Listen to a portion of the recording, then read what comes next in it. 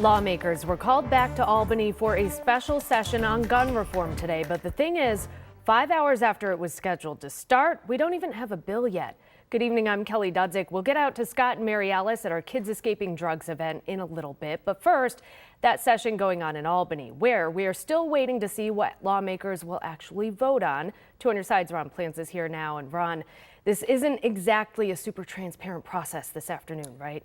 That's right, Kelly. Apparently some backroom discussions going on among lawmakers, their legislative leaders, Governor Hochul, perhaps others.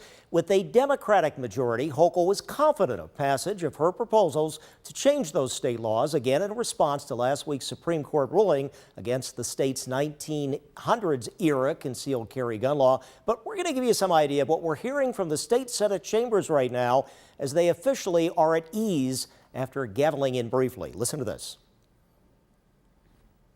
Okay, we're not hearing the nice jazz and the mellow music they were presenting there, but believe me, we were listening this afternoon there in the Senate chamber.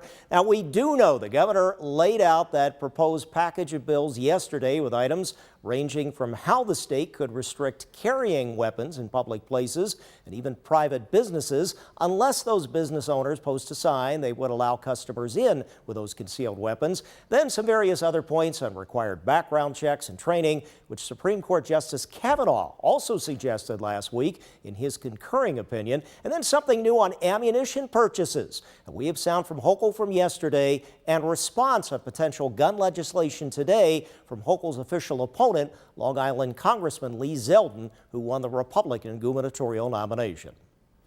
We're going to require a background check for all purchases of ammunition for guns that need a permit.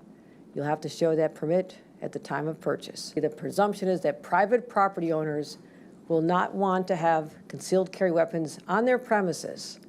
But should they decide they do, they would actually affirmatively put a sign in their window, a bar, a restaurant, a gathering place, concealed carry weapons, welcome here.